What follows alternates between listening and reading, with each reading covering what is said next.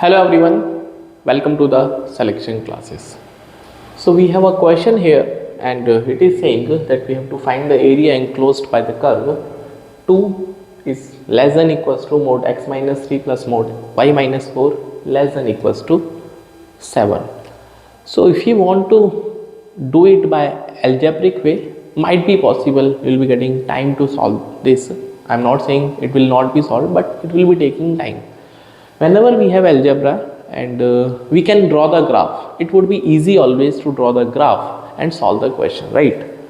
So अगर मैं इस प्रॉब्लम की बात करता हूँ तो ये एक स्टैंडर्ड ग्राफ है, that is x minus a plus y minus b equals to for example q. I can take any point, right? So this is a standard graph.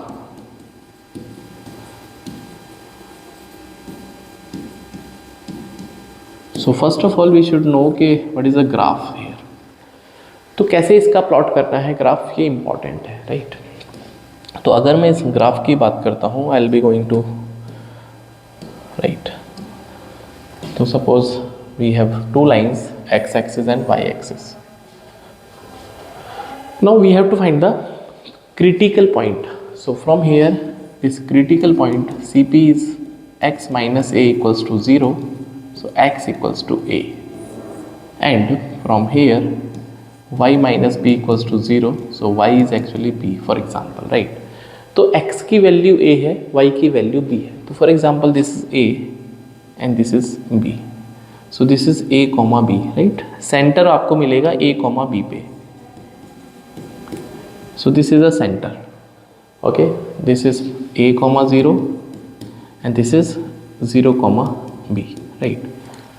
Both these जो terms हैं, these are non-negative, means they cannot be negative. So यहाँ पे जो q होगा वो हमेशा एक positive integer हो सकता है, राइट? पॉजिटिव इंटीजर भी हो सकता है, एंड अगर ये डेसिमल पे प्ले करेगा तो डेसिमल भी हो सकता है, बट जनरली इंटीजर पे क्वेश्चन ज़्यादा बनते हैं, राइट? अच्छा, उसके बाद ये जो q है इसका क्या रोल है? तो जो भी यहाँ पे नंबर लिखा है q, that we have to follow the instructions कि आपको q आगे चलना है in every direction perpendicular, right? Horizontal and vertical. So इस तरह से आपको आगे चलना है q डिस्टेंस.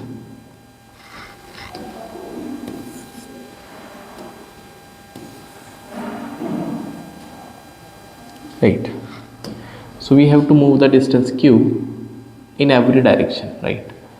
सो आपके पास एक प्लस का साइन बन गया होगा, एंड उसके बाद आपको ये जो साइन बना है इसके एंड्स को कनेक्ट करना है दिस वे. तो ये किसी भी क्वाड्रेंट में जाए आपको फ़र्क नहीं पड़ना चाहिए, पॉजिटिव जा रहे हैं नेगेटिव, आपको जितना डिस्टेंस है उतना बस मूव करना, horizontal and vertical, that's it. तो अगर ये आपसे अब एरिया पूछता है तो आप एरिया निकाल सकते हैं. अगर ये आपसे पेरीमीटर पूछता है तो आप पेरीमीटर निकाल सकते हैं. You can find each and everything, right?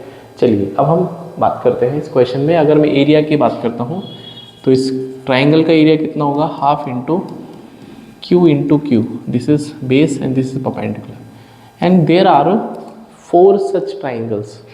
We have to multiply this by 4. So my answer would be 2q square. So this is important and you have to retain this graph in your memory. Standard graph है, right? चलिए अब इस question की बात करते हैं, right? But यहाँ पे थोड़ा सा इनइक्वालिटी के बारे में बात करते हैं.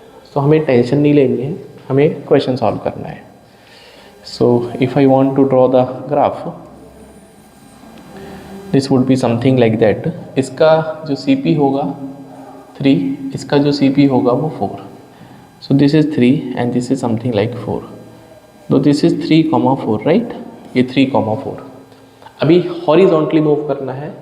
This distance is actually 7. तो 7 से आपको कम रहना है, बट 7 तो बनाना ही पड़ेगा. तो यहाँ से अगर आप x में 7 चलोगे तो दिस विल बी 3 + 7 10,4. अगर आप y में चलोगे 7 तो विल बी गेटिंग +7 करेंगे y में तो 3,11.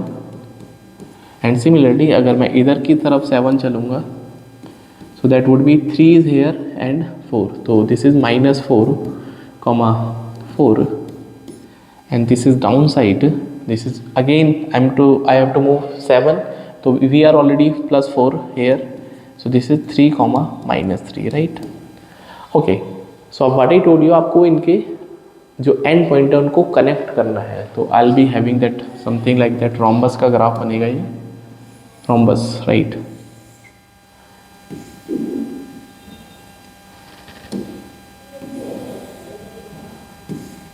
Okay, so this inequality is saying you have to lie, you have to be smaller than the 7 from all the points, right? तो ये जो ग्राफ है कुछ इस तरह से बनेगा।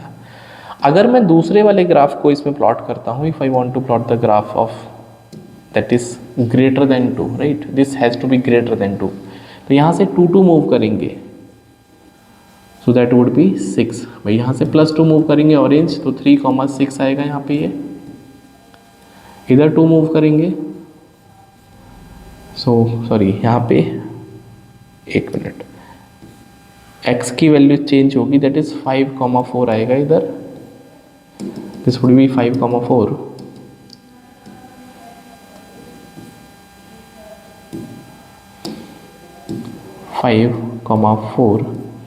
and again 2 units upside, so that would be 3,6, because +2 move करेंगे ऊपर की तरफ, इधर भी मूव करेंगे 2, and this is x actually, तो you will be getting 1,4 and again down side 2, so you will be getting 3,2। So अब ऑरेंज ग्राफ को भी आपको कनेक्ट करना है दिस वे। सो ये एक ग्राफ बन गया, मतलब इन कोसेंट्रिक हैं, दोनों का सेंटर एक है, बट दोनों के डायमेंशंस अलग अलग हैं। ये बोलता है ऑरेंज कि you have to be greater than, हाँ, you have to be like that, and green is saying you have to be less than 7, it has to be less than 7, right, so something like that. So which is the area that is overlapping,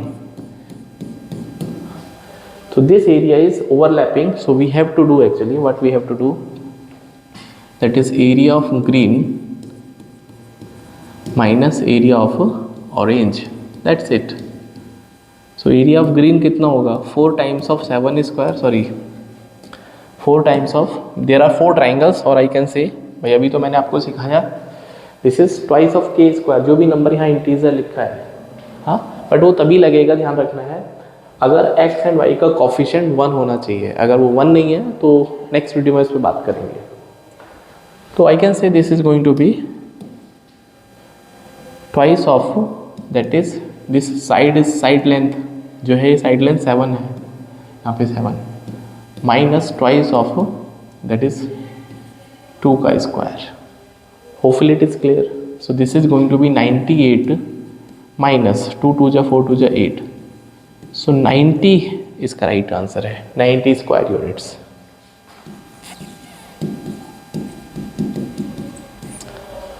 और अगर आपको और भी अच्छा जब practice हो जाएगा तो आप देखते ही इस क्वेश्चन को ख़त्म कर देंगे।